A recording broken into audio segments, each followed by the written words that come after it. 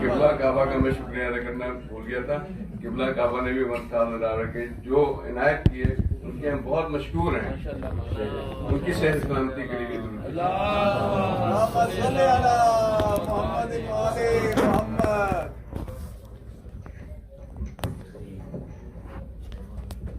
بارہ دیگر سلوات.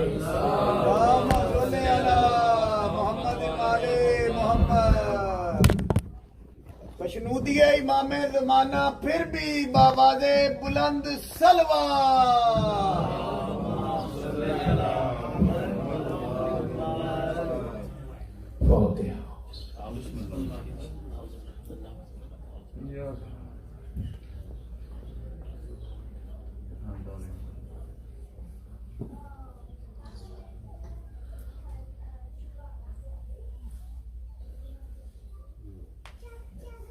أعوذ بالله من الشيطان الرجيم.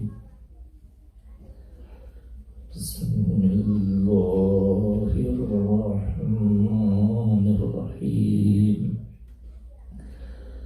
الحمد لله رب العالمين,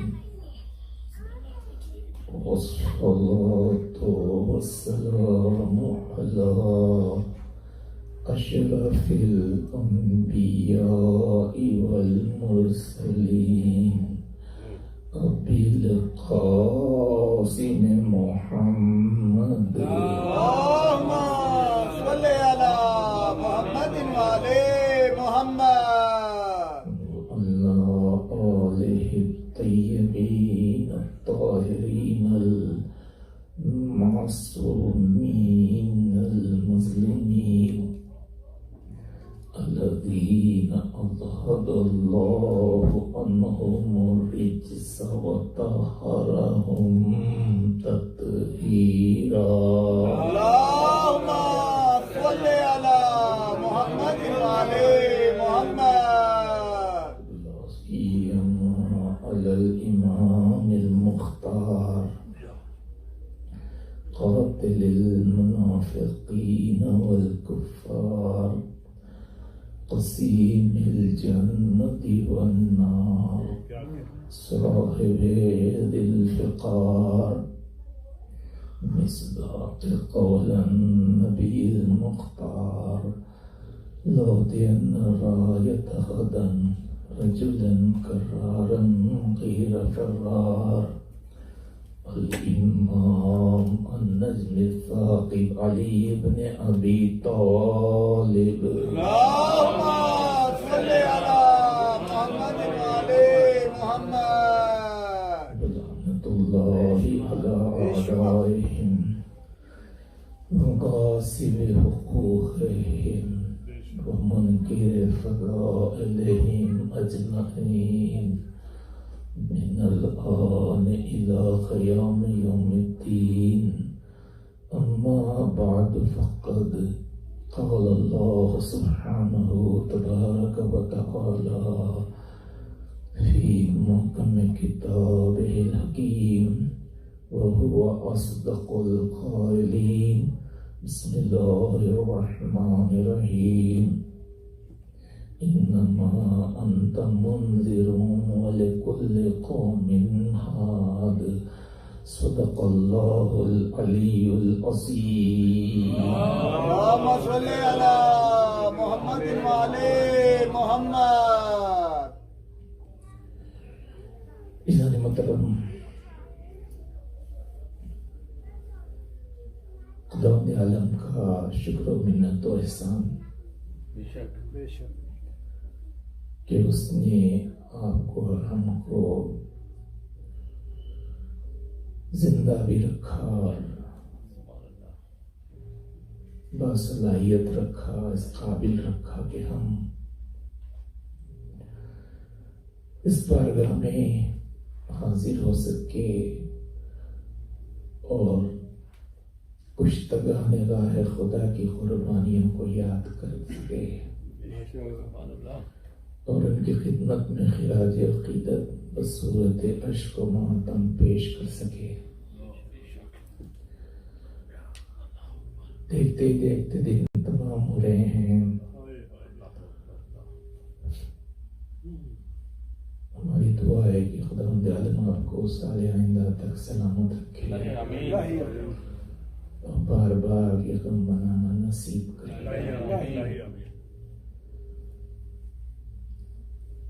ظاہر ہے کہ جس کا غم ہے وہی ذمہ دار ہے اور اسی ذات کا ایک کرم ہے کہ اب اور ہم حتی الامکان سلیقے سے مجالس کو برپا کر سکے. یقیناً خوش نصیبی ہے ہماری کہ مولا نے ہم سب کو چنا کہ ہم اس راہ میں اپنے ٹیلنٹس کو، اپنی صلاحیتوں کو پیش کریں، اور یہی آرزو ہے کہ وہ سب قبول ہو جائے. ماشاءاللہ آپ سب کے نماک سے، آپ سب کے توجہات سے اور کوآپریشن سے اور ٹیم ورک سے میں بہت متاثر ہوا اور دل سے دعائیں نکل رہی ہیں اور یہی کہ مولا اس میں اور اضافہ. آپ نے وقت کا صحیح مصرف کیا اور پھر اپنی توانائیوں کو صحیح استعمال کیا، اپنی معلومات کو صحیح استعمال کیا ہے. اس موقع پر میں سب کا شکریہ اور پھر یہ کہ یہ عرض کروں آپ ہی نہیں بلکہ وہ بھی جو مومنین مومنات جو آن لائن مجالس کو سن رہے ہیں، پھر نہ صرف سن رہے ہیں بلکہ وہ خاص طور سے وہ کال کر کے یا ٹیکسٹ کر کے ہمت افزائی بھی کر رہے ہیں، تو یہ حوصلہ بڑھا رہے ہیں. ماشاءاللہ ان سب کو میری توقع ہے کہ آج بھی مجلس شاید آن لائن ریلیز ہو رہی ہے، تو اس ٹی وی پر میں نہیں دیکھ رہا ہوں، روز نظر آتی تھی. چلیے ایک اور سلوات بھیجیے محمد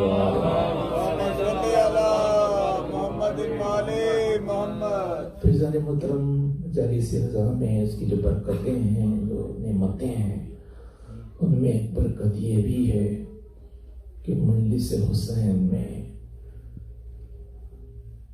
جو ہماری قوت ارادی ہے اس میں اضافہ ہوتا ہے، بے شک ول پاور میں اضافہ ہوتا ہے. بے شک ورنہ سوچئے کہ اس مصروف زندگی میں کہاں ممکن تھا کہ وقت نکالیں، آئیں، پھر اس میں شرکت کریں. کل کی اتنی مصروفیت کے بعد پھر تازہ دم ہو کے آپ کا جمع ہونا، اس بات کی دلیل ہے کہ یہ وہی کربلا والوں کے ول پاور کا صدقہ ہے. بے شک بے شک میری وہ قوت ارادی جی بے شک تو وقتی ہے، اور یہ وہی ہے جو سال بھر پہ چلتی ہے. اور اس لحاظ سے پھر یہی اور اس میں خیال کیا جاتا ہے ہم سب کا کہ جو اس میں مؤثر طریقے سے پارٹیسپیٹ کرتے ہیں، حصہ لیتے ہیں، چاہے ذکر ہو، چاہے فکر ہو، چاہے ماتم ہو، چاہے ساری چیزیں ہیں. اور وہی نسبت کا تذکرہ، نسبت کا اصل مسئلہ ہے کہ حسین سے جس کو نسبت ہے اس کی اہمیت ہے. اسلام میں نسبت کی بڑی اہمیت ہے.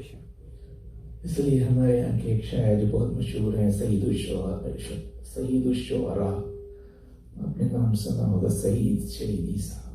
ان کے صاحبزادے رشید شہیدی بھی ہیں، پورا خاندانی شاعر تھے.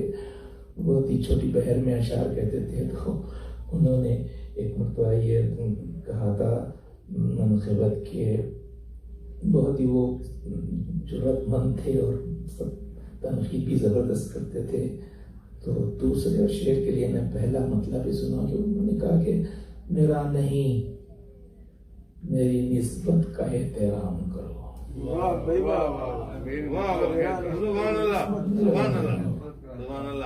میرا نہیں، میری نسبت کا احترام کرو. میں مدح خان علی ہوں کہ سلام.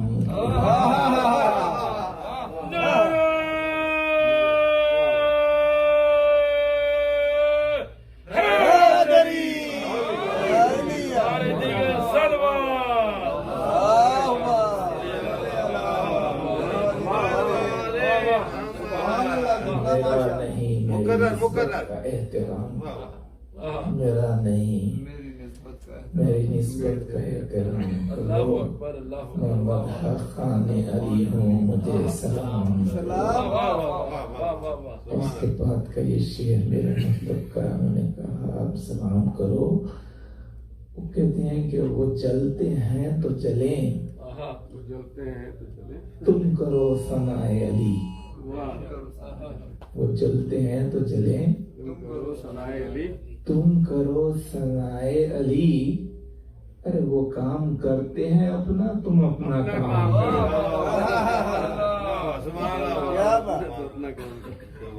وہ کام کرتے ہیں اپنا، تم اپنا کام کرو۔ بڑی تم اچھی اپنا بات کہی کام آپ۔ کرو۔ سبحان اللہ۔ یہ ہے کہ ڈسٹریکٹ نہیں ہونا چاہیے، بے شک ہر قسم کے لوگ ہوتے ہیں، مگر بہرحال ویل فوکس رہنا چاہیے، جی بالکل۔ یہ ہونا چاہیے۔ چنانچہ اسی لحاظ سے علی کا ذکر ہوتا رہا، الحمدللہ، اور ہو رہا ہے، ہوتا رہے گا۔ بے شک بے شک۔ تو چیزان محترم یہی ہے کہ یہ تذکرہ ظاہر ہے کہ جاری ہے، جاری رہے گا، انشاءاللہ۔ اور اس سلسلے میں یہی ہے کہ بالخصوص مجلس حسین میں تو ذکر علی ہونا ہے، بے میں شک۔ کوشش کی مختلف طرح سے واضح کروں، بتاؤں، اور پھر یہ کہ اس لیے میں نے امامت و ولایت کا عنوان رکھا۔ میں بار بار کہہ رہا ہوں کہ کس نے قتل کیا حسین، وہ بہت عام بات ہے جس پر غور کرنا چاہیے، اور الحمدللہ آپ نے بھی جو فرمائی اور ہمت افزائی کی کہ میں نے کہا ورنہ تو دین ادھر بھی تھا ادھر بھی تھا، نمازیں ادھر بھی تھی ادھر بھی تھی، بالکل۔ ساری عبادتیں ادھر بھی تھی ادھر بھی تھا، فرق تھا تو یہ تھا کہ ادھر حب علی تھا ادھر بغض علی تھا۔ جی وہ تھا، اور پھر ولایت کا جب تذکرہ ہوا کیونکہ اسی کے تحفظ کے لیے ایمانوں سے نے جان دی، وہ جو بچی تو پھر دین بھی بچ گیا، عبادتیں بھی بچ گئی، اور سب ہو گیا۔ تو میں نے یہی کہا، اس لیے جس طرح سے جس اہتمام سے اللہ نے ولایت کو پہچنوایا، حضور اکرم نے جس طرح سے تعارف کرایا، کون بھول سکتا ہے؟ جی تو اس وقت جو حضور اکرم نے ولایت کا اعلان کیا تھا تو ساتھ میں آپ نے اسی موقع پر حدیث ثقلین کا بھی ذکر کیا، حدیث ثقلین جو کئی مرتبہ اس کا ذکر آپ نے فرمایا، وہی میں نے عرض کیا کہ وہ حضور اکرم کی جو ذمہ داری تھی کہ وہ پہچانوانا تھا اللہ کو، تو آپ نے ان حضرات کو پہچانوایا جس کے پہچانے جانے کے بعد خدا پہچانا جاتا ہے، اس لحاظ سے اہل بیت کو بھی آپ نے پہچانوایا۔ جی اور آپ نے واضح طور پہ کہہ دیا تو جو حدیث ثقلین میں دو چیزیں چھوڑے جا رہا ہوں، اللہ کی کتاب اور میرے اہل بیت، میری اطاعت ہے، اور آپ نے کہہ دیا تھا کہ جو ان سے وابستہ رہے گا وہ گمراہ نہیں ہوگا، وَإِن تَمَسَّكْتُم بِهِمَا لَن تَضِلُّوا بَعْدِي، جو ان سے وابستہ رہے گا وہ گمراہ نہیں، یعنی تمسک کا لفظ آپ نے استعمال کیا، اس کا مطلب ہے کہ جو نہیں وابستہ ہوگا وہ یقیناً گمراہ ہوگا۔ دونوں سے کہا ہے، قرآن سے بھی اہل بیت سے بھی۔ جی تو آپ پتہ جانتے ہیں کہ جو گمراہی چلی ہے اور چل رہی ہے اور ابھی بھی دنیا میں موجود ہے، اس کا اصل سبب یہی ہے، آپ نے پریڈکٹ کیا تھا اسی وقت، تو کیا حضور کا کہنا غلط ہو سکتا ہے؟ اگر چھوڑیں گے تو یقیناً گمراہ ہوں گے۔ تو لوگوں نے قرآن کو لیا، وہ بھی مکمل نہیں، اور اہل بیت کو مکمل چھوڑ دیا، اس کا نتیجہ گمراہی ہے اور مختلف لحاظ سے ظاہر ہو رہی ہے۔ حضور اکرم نے قرآن پیش کیا تو ساتھ میں اہل بیت کو پیش کیا، یعنی بتا رہے ہیں کہ دیکھو قرآن پڑھو لیکن اس روشنی میں پڑھو جو اہل بیت کی روشنی ہے، اس نور میں پڑھو، تو پھر تم کو حقیقی قرآن سمجھ میں آئے گا، مفہوم سمجھ میں آئے گا، یہ سمجھ میں آئے گا۔ تو لوگوں نے ظاہر ہے کہ چھوڑا، لیکن ہم تو بہرحال اس کو دیکھا، اور یہ وجہ ہے اس کا تذکرہ ممبروں سے بھی ہوتا ہے، شعراء بھی کرتے ہیں، پہنچاتے ہیں میسیجز۔ اس میں ایک میسیج یہ بھی ہے، کسی نے یہی کہا، ہمارے دوست محمد علی وفا اللہ ان کے عرفان میں اور اضافہ کرے، بہت سی باتیں میں نے پیش کی، ان سے بات ہوئی تو میں نے کہا کہ میں تو آپ کے ایک شعر پہ پوری مجلس پڑھ دیتا ہوں، دعائیں دے رہے، تو انہوں نے اس کو کہا کہ راہ حق ڈھونڈنے نکلے ہو اندھیرا کر کے، راہ حق ڈھونڈنے نکلے ہو اندھیرا کر کے، یہ جنوں چھوڑے گا ایک دن تمہیں اندھا کر کے۔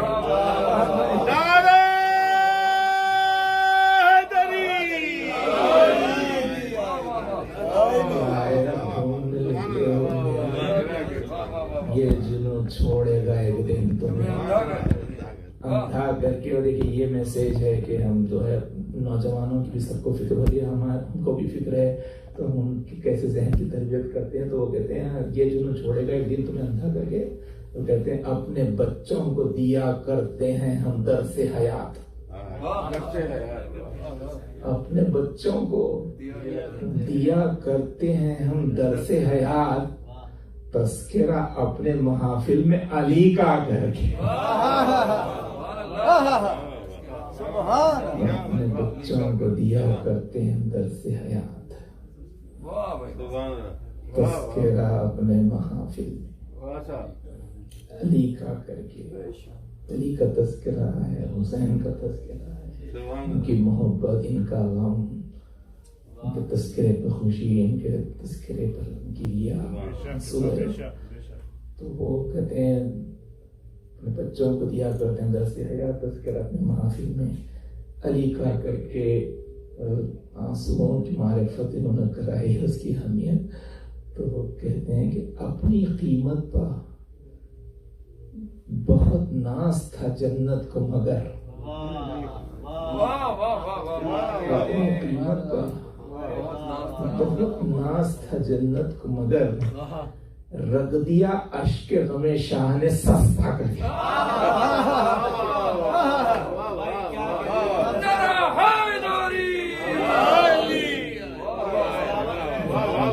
بہت ناز تھا جنت کو،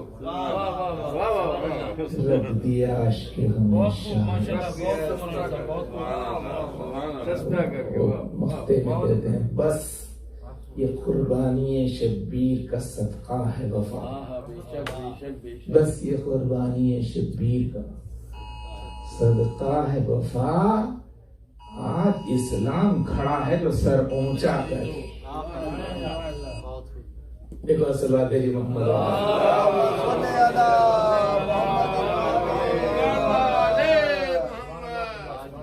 رکھ دیا عشق غم شاہ نے سستا کر۔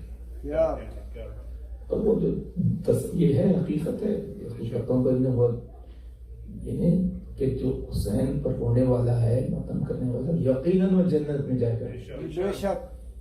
جی باخر چک امام کے لیے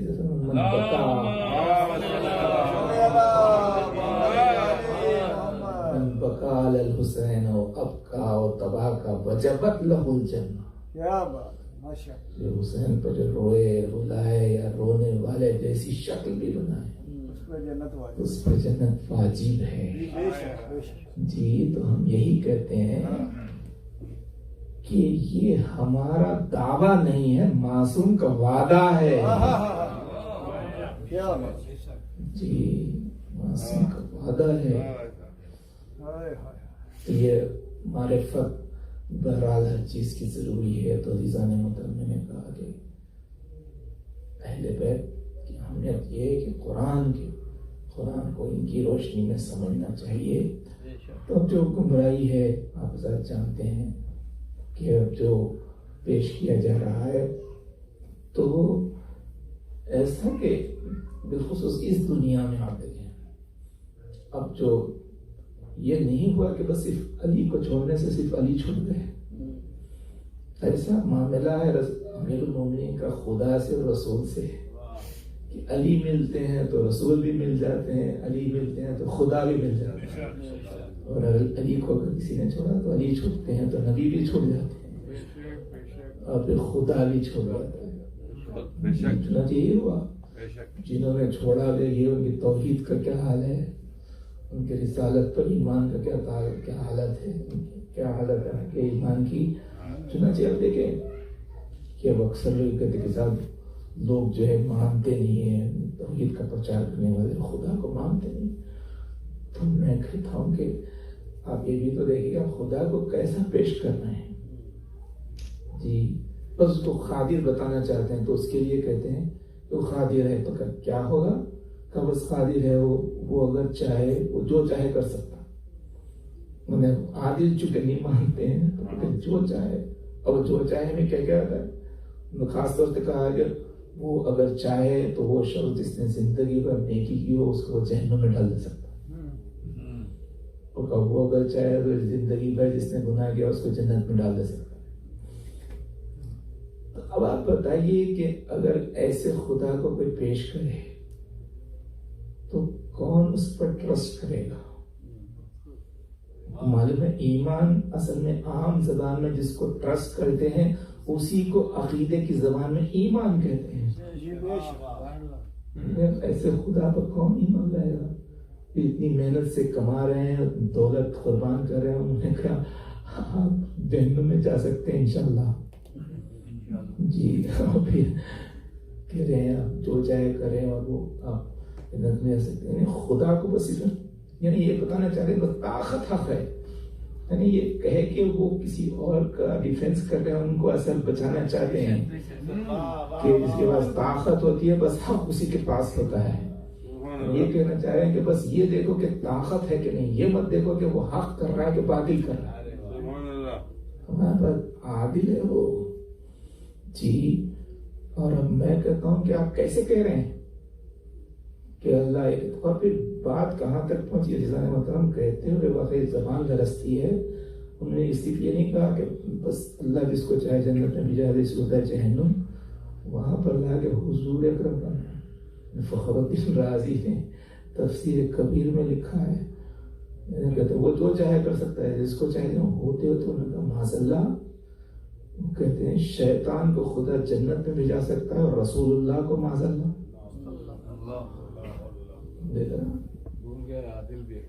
یعنی ایسی توحید پیش کرے تو کون ایسے خدا کو مانے گا؟ تو میں ان سے صرف یہ کہنا چاہتا ہوں کہ یہ آپ کہاں سے کہہ رہے ہیں؟ کیا آپ پہ وحی ہوئی؟ کیا آپ پہ الہام ہوا؟ جی کوئی یہ نہیں کہہ سکتا ہم پہ الہام ہوا. اس وزن کی کوئی چیز ہوتی ہوگی,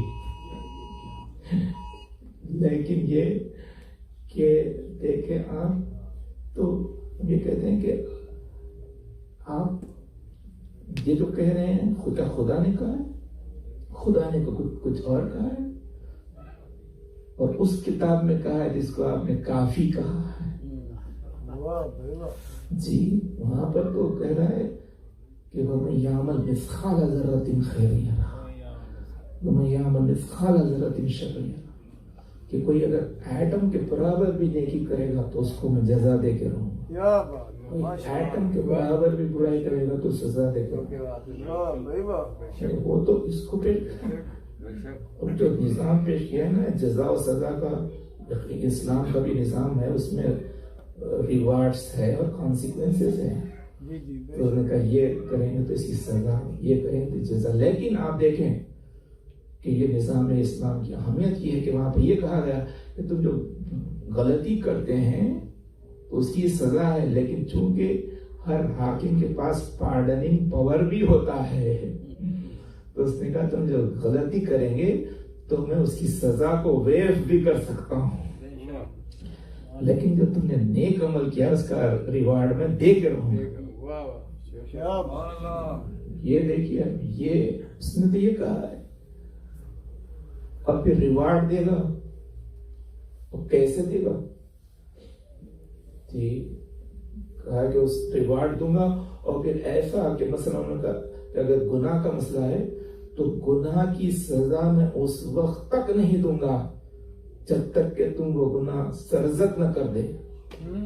مثلا کسی نے ذہن میں لایا کہ آج میں مثلا فلاں کی غیبت کروں, تو اب اسی وقت سے گناہ شروع نہیں ہوگا جب تک کہ وہ کر نہ دے, تک کہ وہ مرتکب نہ ہو جائے. امیر المومنین نے کہا ابن ملجی میں جانتا ہوں تو مجھے خلق کرے گا, کہ مولا آپ مجھے خلق کر دے. کہا اسلام میں قبل ارتکاب جرم سزا کا دینا ظلم ہے جی. تو وہ اسلام ایسا ہے کہ جب تک کہ آپ وہ کام برائی نہ کر دیں गुनाह काउंट नहीं होगा। लेकिन अगर नेकी का आप सिर्फ इरादा कर लें, क्या बात है मौलाना। उसके लिए नहीं होगा कि जब तक कि आप वो नेकी न करें आपको सवाब नहीं लगने। सिर्फ इरादा कर लें, वहीं से शुरू हो जाएगा सवाब। इसलिए हर वक्त अच्छे इरादे रखना चाहिए, अच्छी नियतें रखना चाहिए। आपने मसलन मजलिस में आने का आपने इरादा किया, उसी वक्त से सवाब शुरू होगा। अब किसी वजह से अगर आप नहीं भी आ सके, सवाब मिल जाएगा। यानी ये निज़ाम इलाही है कि जहाँ पर कहा कि नेकी ऐसे, कि नेकी की जज़ा वो दे के रहेगा। अच्छा, और दूसरी चीज भी उसने बताया कि देखो और आयत है जिसमें कहा गया कि मन जा बिल हसनते फलहु अशरु अमसालिहा व मन जा बिस सय्यते फला युज्जा इल्ला मिसलहा। कि कोई शख्स अगर नेकी करता है तो वो नेकी एक करेगा, लेकिन उसकी जज़ा हम 10 गुना देंगे। जा बिल हसनते फलहु अशरु अमसालिहा, 10 गुना। लेकिन सजा के ताल्लुक से वहां ही नहीं कहता मन जा बिस सय्यते फला युज्जा इल्ला मिसलहा। लेकिन हाँ, सय्यत के ताल्लुक से ये नहीं है। वहां पर एक गुनाह किया तो बस एक ही गुनाह की सजा मिलेगी, उसको 10 गुना या नहीं। देखिए आप निज़ाम इलाही, तो उसने तो ये कहा आप करें वो जो चाहे कर देगा, और इसमें देखें आप तो यहाँ पर तो 10 गुना ज्यादा दूंगा। लेकिन एक और दूसरे मुकाम पर वो कहता है मसलुल लज़ीना युनफ़िक़ूना फ़ी सबीलिल्लाह मसलुल लज़ीना युनफ़िक़ूना अम्वालहुम फ़ी सबीलिल्लाह कमसल हब्बा। कि वो शख्स जो अल्लाह की राह में अपने माल को कुर्बान करता है और देता है, उसको बांटता है, तकसीम करता है, तो उसको क्या होगा। तो उसकी मिसाल ये है कि मसलन उसने जो है जमीन में एक दाना बोया तो मसले हब्बा अम्बतत सबा सनाबिला, कि हर दाने से अब जो दरख्त निकला तो उसमें 7 बालियां लगी, 7 बालियां। वफी कुल्ले सुम्बुलतिन मेता हब्बा, और फिर हर बाली में 100 दाने लगे। यानी एक दाना जाके 700 दानों में बदल गया। कि वो यूं जजा देता है 10 गुना ही नहीं, 700 गुना इसमें आ गया। और फिर रुकता नहीं, उसके बाद कहते हैं वल्लाहु युज़ाइफ़ु लिमन यशा वल्लाहु वासिउन अलीम। और अगर चाहता है तो वो इजाफा कर देता है और जजा में।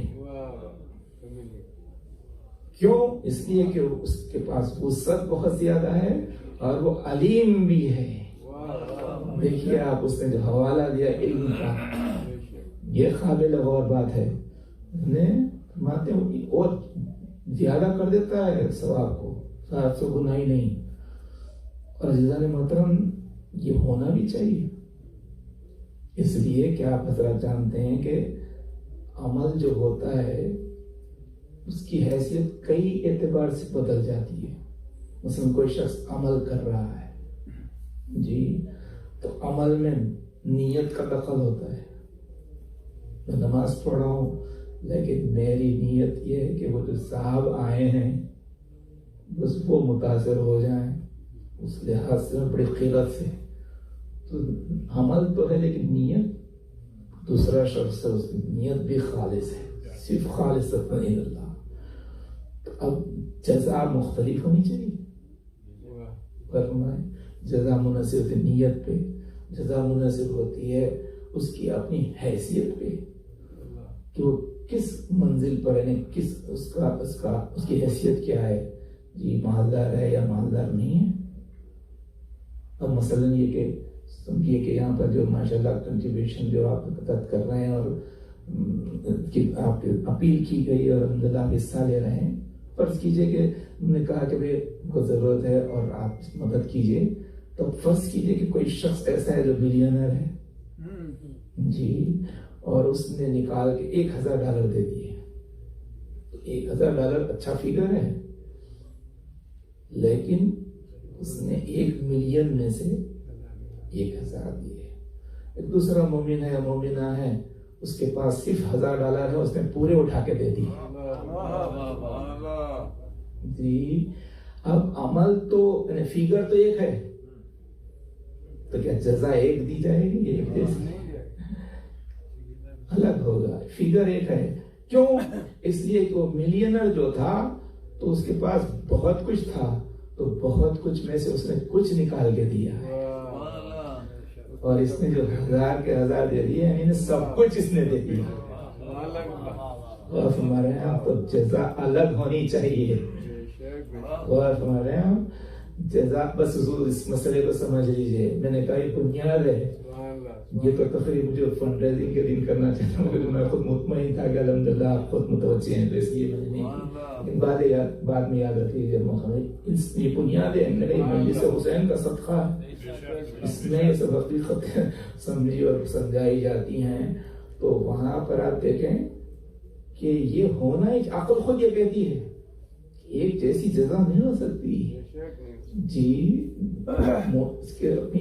اس کے اپنے سٹیٹس کے لحاظ سے جزا دے، کچھ سب کچھ دے دے، اور جو ہے کوئی کچھ دے دے، تو فرق ہونا چاہیے جی. الگ الگ لوگ ہوتے ہیں، اس لیے کسی نے کہا کہ کوئی سلمہ، کوئی میسن، کوئی بوزر نکلے، جو بھی نکلے وہ مقدر کے سکندر نکلے. مال اسلام نے بانٹا تو ہزاروں موجود، خون اسلام نے مانگا تو 72 نکلے. بلند صلوات.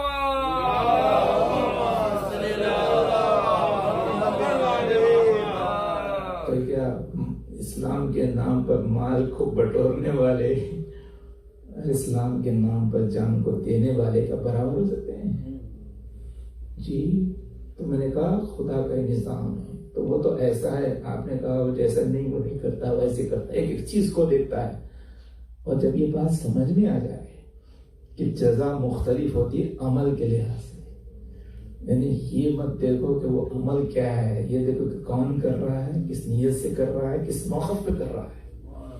اگر یہ سمجھ میں آ جائے، بس علی والوں کا مجمع ہے، جب یہ سمجھ میں آ جائے تو اس کے بعد اب اگر یہ حدیث سامنے آئے کہ رسول اللہ نے فرمایا کہ علی کی ایک ضربت ثقلین کی عبادت سے افضل ہے،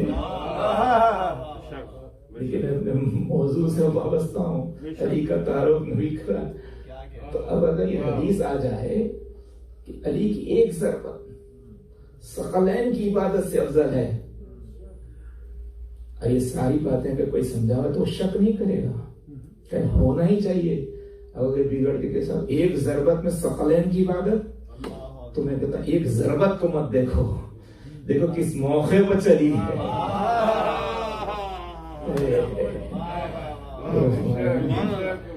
موقف کیا تھا جی؟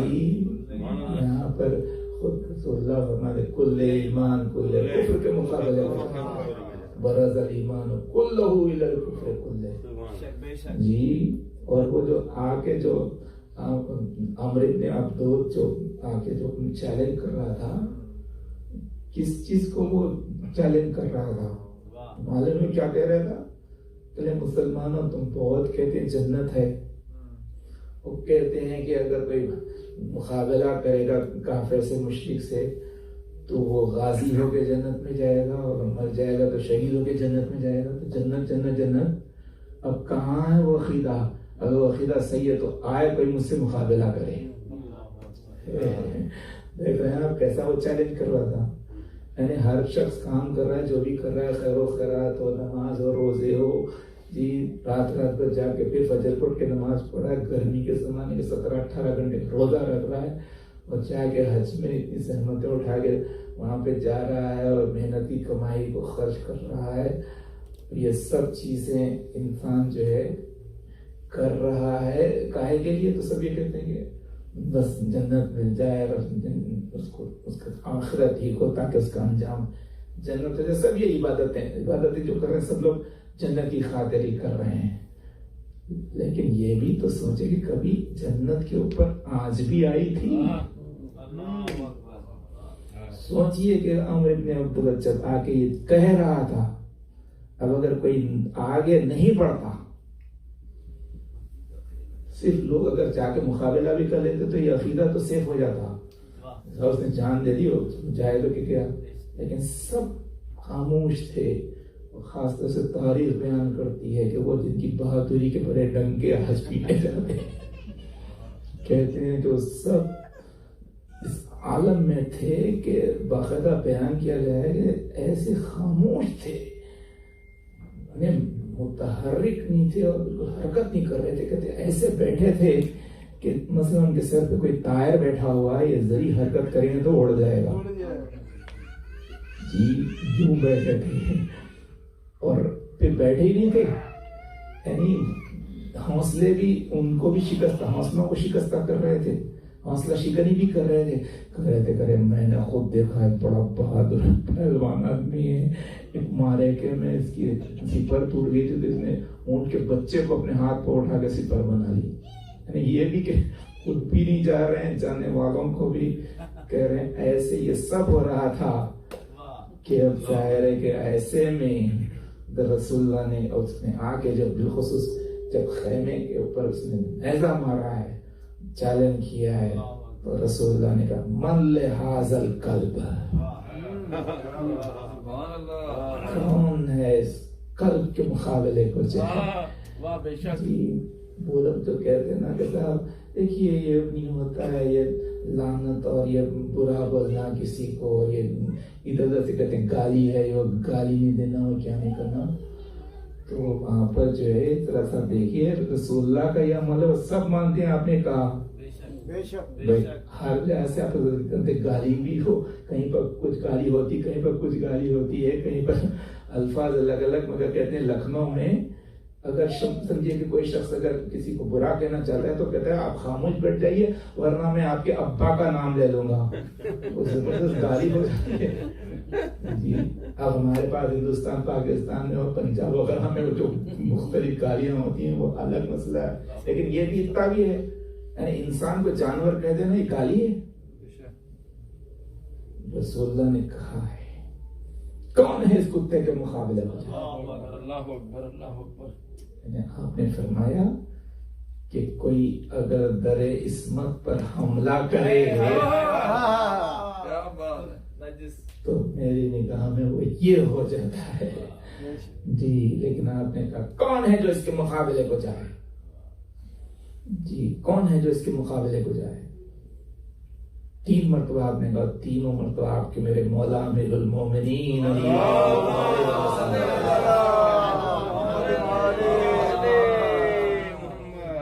انا یا رسول اللہ, میں ہوں یا رسول. جی پہلے ہی موقع پر آپ نے بھیجا دیا, نہیں بھیجا رسول اللہ نے تو اچھا جاؤ. دوسرے مرتبہ نہیں. کیوں؟ رسول اللہ جانتے ہیں کہ یہ لوگ کیسے ہیں, اس کے بعد ان کے ماننے والے آگے جو آنے والے لوگ کیسے ہیں. جی پہلے ہی اس میں بھیجا دیتے تو یہ کہہ سکتے تھے کہ صاحب رسول اللہ نے ہم کو موقع نہیں دیا, ہم بھی جاتے. وہ تھا کہ حجت تمام ہو جائے. بالآخر میں ان کے آپ سے جانتے تفصیل اس کے نہیں, لیکن وہی معرفت خدا کی بات میں کر رہا تھا. تو گئے اور اس کے بعد جنگ ہوئی. کہتے ہیں کہ دونوں بھی سوار زمین پر اتر گئے تھے کیونکہ امیر المومنین پیادہ گئے تھے. اس وقت امیر المومنین گھوڑے پر نہیں گئے تھے. لوگ کہتے ہیں کہ حضرت علی اس وقت گھوڑے کو کیوں نہیں گئے, تو چونکہ رسول اللہ نے کہا تھا کلے ایمان جا رہا ہے, ورنہ یہ گھوڑے کو بھی اس کا جز بنا لیتے ایمان کا. ایسے ایسے افراد تھے. تو بہرحال وہاں گئے اور اس کے بعد وہ شرط کو کر کے ٹھیک ہے میں اسی طرح سے, تو وہ بھی کود پڑا. جی مشرک تھا مگر غیرت مند تھا. اور مقابلہ لکھا ہے کہ اب لوگ دور سے اسپیکٹیٹرز جو تھے وہ محفوظ مقامات سے دیکھ رہے تھے. پہلے تو وہ تو اتنی حیرت میں تھے اور اب علی گئے ہیں. جی بعض تو خوش بھی ہو رہے ہیں کہ انشاءاللہ یعنی وہ بھی کہ یہی درمیان سے ہٹ جائیں گے. بہرحال وہ جو بھی تھا امیدیں تھی. مختصر یہ کہ اب کہتے ہیں جنگ ہوئی چھڑی تو دونوں بھی اس طریقے سے تیزی سے تلوار چلا رہے تھے, ایک دوسرے پہ حملہ کر رہے تھے کہ گرد نمودار ہوئی اور دونوں سوار چھپ گئے. سب لوگ دیکھ رہے تھے جیسے دامن اگر چاک ہوا تو لوگوں نے دیکھا کہ عامر بن عبدوت زمین پر ہے اور علی اس کے سینے پر سوار ہے. مولائیوں کا مجمع ہے. صلوات دیجیے محمد وآلہ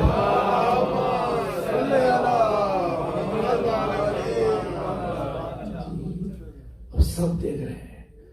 لیکن انہوں نے دیکھا کہ پھر امیر المومنین نے ان کو بجائے اس کا سر تن سے جدا کرنے کے اتارا اور ٹہلنے لگے. اور پھر وہ اٹھا, پھر مقابلہ ہوا. پھر اس کے بعد ویسے گرد میں چھپے. اب جو دامن گرد چاک ہوا تھا لوگوں نے دیکھا کہ امیر المومنین نے اس کو تباہ کر دیا. سر لے کے آئے رسول اللہ کے پاس. جب پہنچے ہیں تو لوگوں نے کہا کہ یا علی کیا بات ہے کہ وہ آپ جو اس کے سینے سے جو اتر کے آئے تھے, اتنے بڑے پہلوان پہ قابو پانے کے بعد جو اتر کے آئے وہ کیا مطلب تھا؟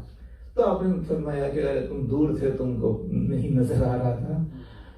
وہ ہوا یہ تھا کہ میں اس کو جب ذبح کرنا چاہ رہا تھا نخوت کی وجہ سے اس نے اپنا لعاب دہن میری طرف پھینک دیا تھا. تو غیرت مند کو تو ظاہر ہے کہ اگر اس کے ساتھ کوئی عمل کرے تو اس کو غصہ آ جانا چاہیے.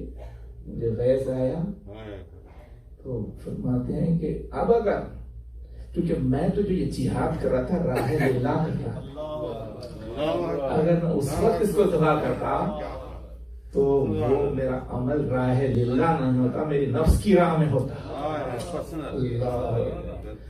دیکھ رہے ہیں.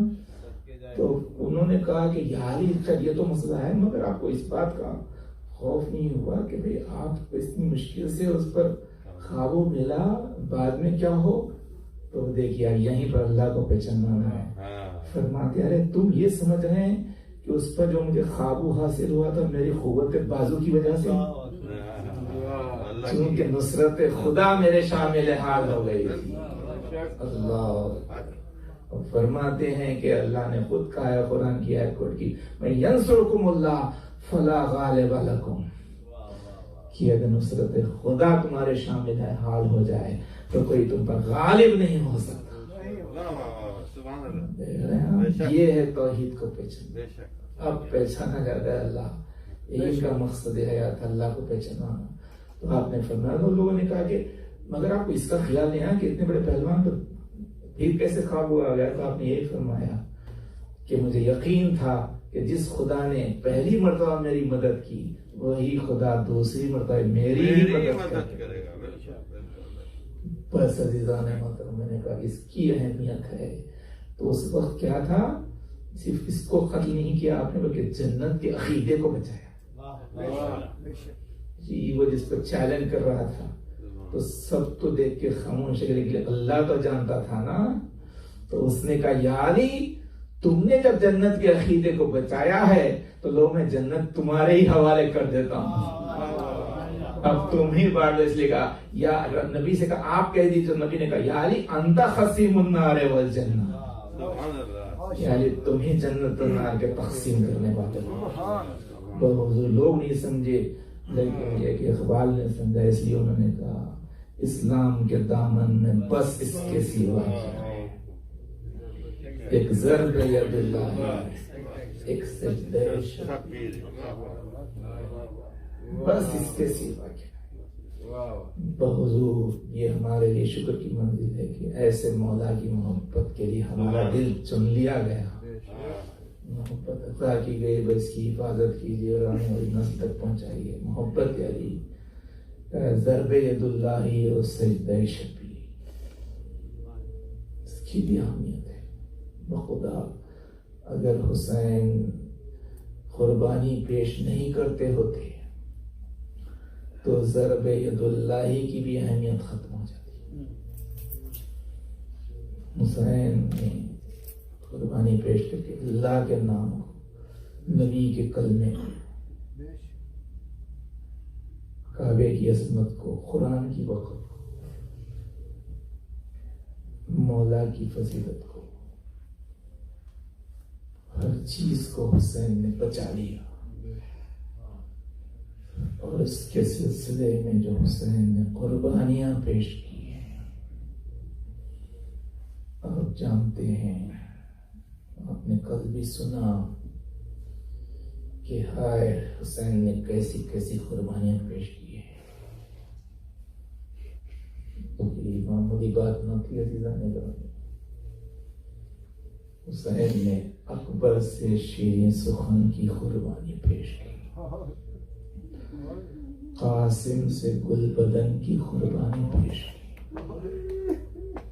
اصغر سے غنچہ دہن کی قربانی پیش کی، عباس سے برادر کی قربانی پیش کی، اور یہی نہیں بلکہ اپنا سر پیش کی.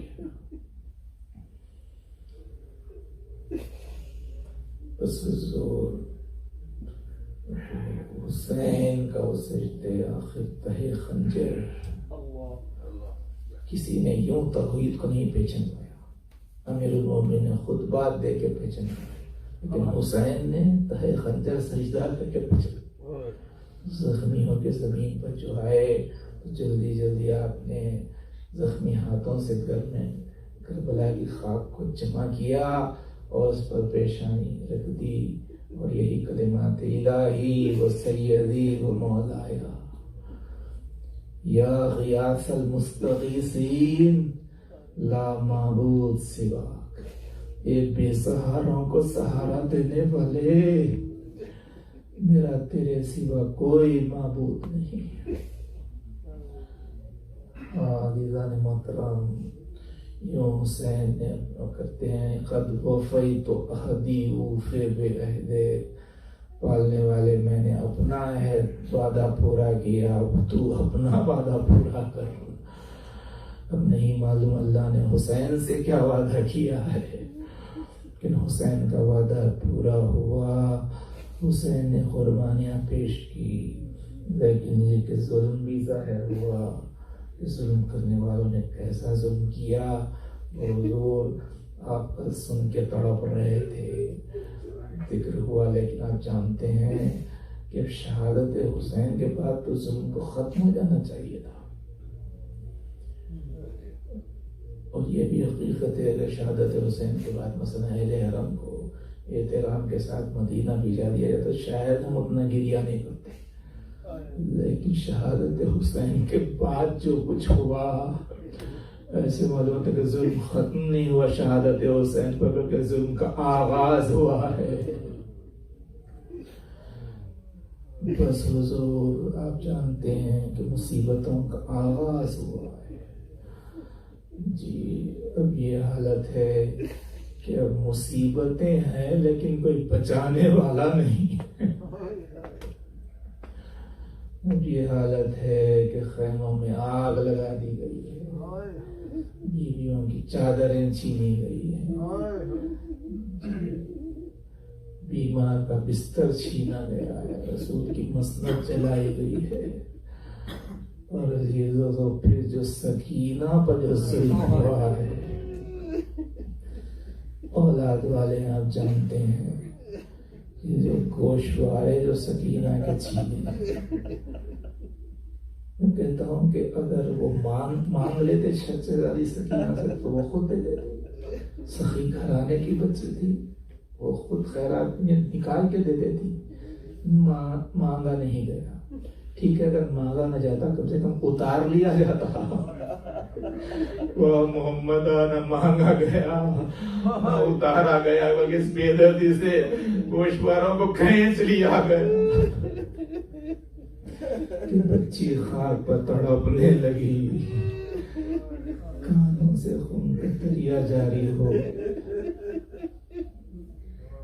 بس اور نہ پوچھئے کہ ویسے موقع پر سکینہ کو کب کون یاد آتا رہا.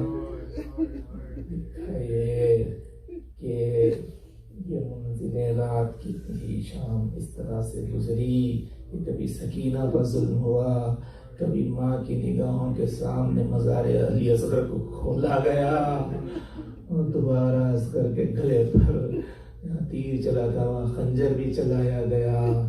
اور یہ مصیبتیں گزری، اس طرح سے رات گزری اور اس کے بعد صبح آئی.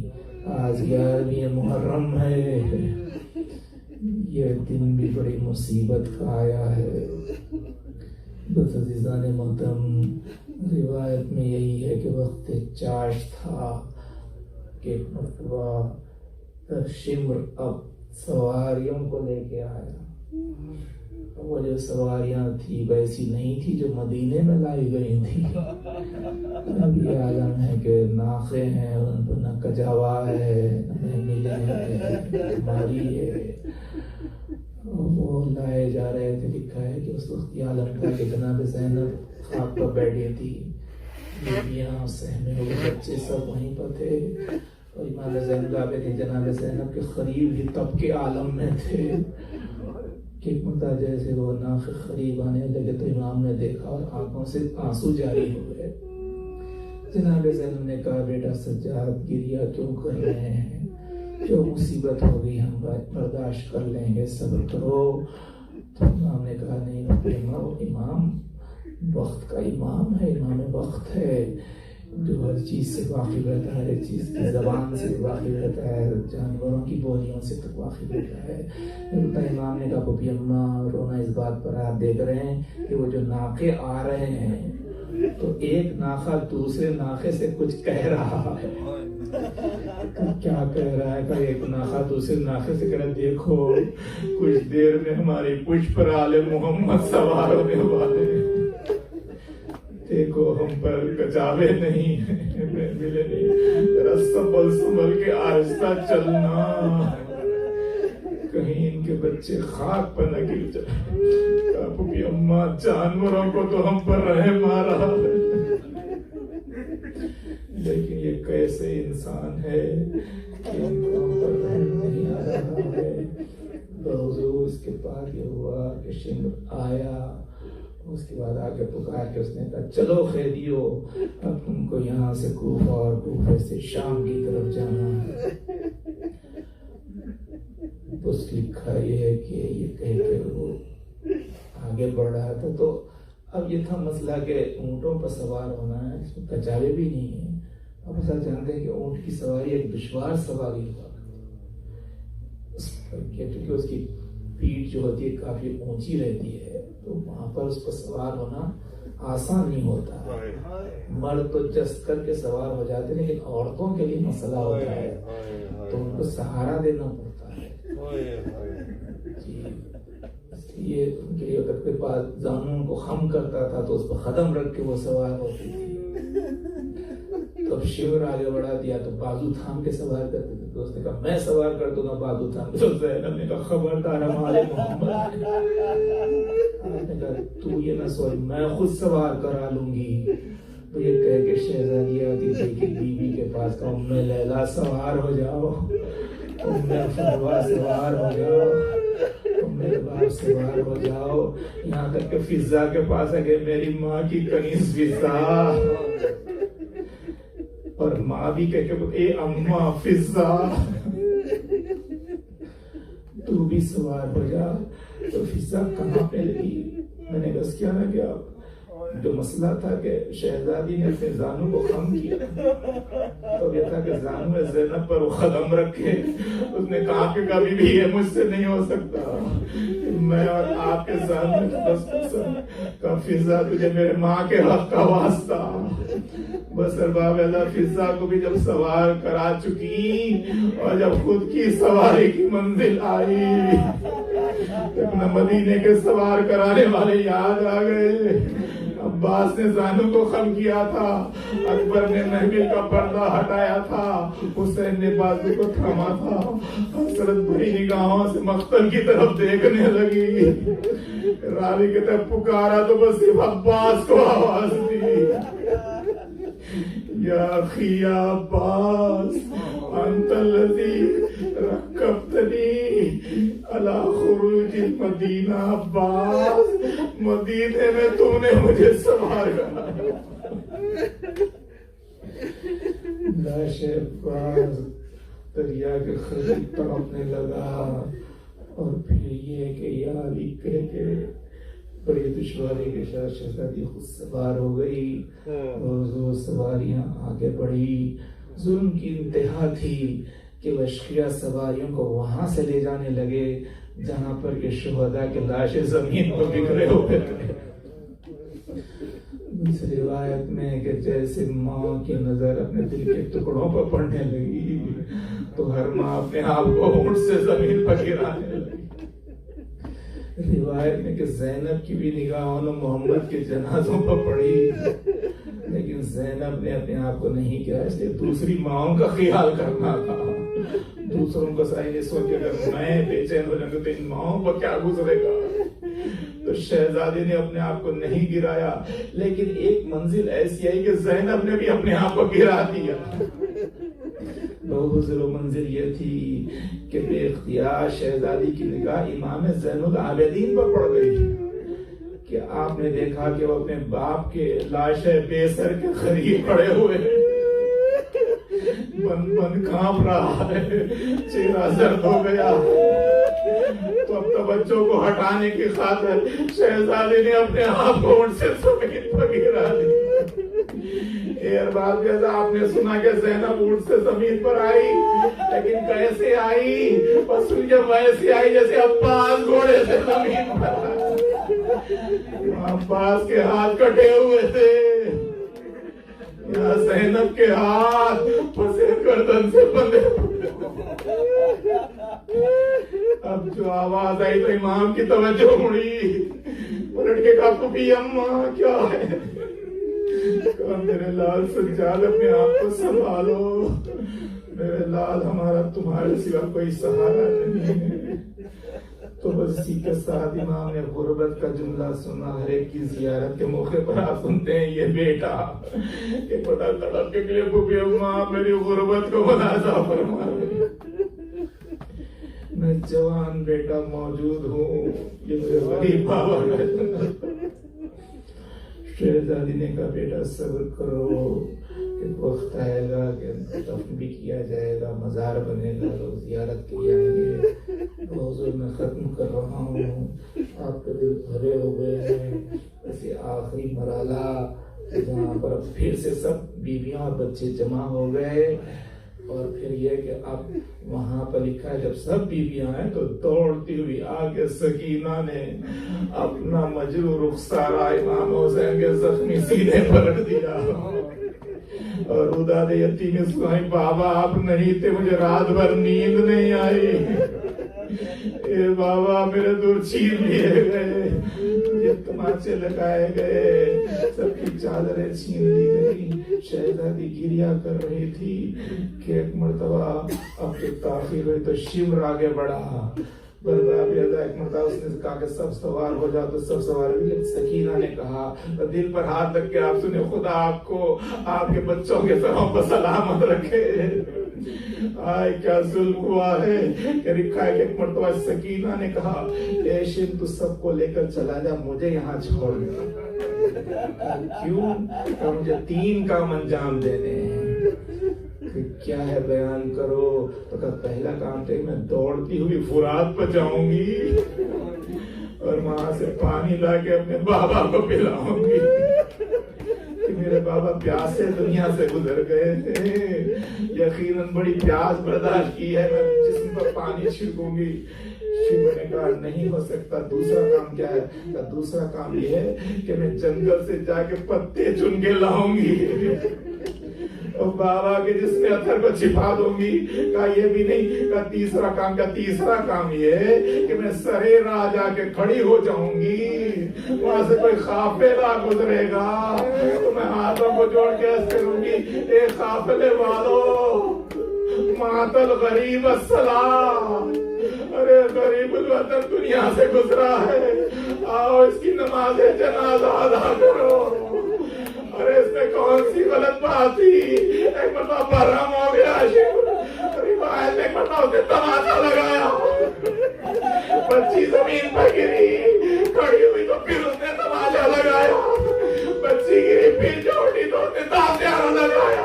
ایک مرتبہ بے چین ہو کے سکینہ نے فرات کی طرح دیکھا، اے چچا، اے چچا.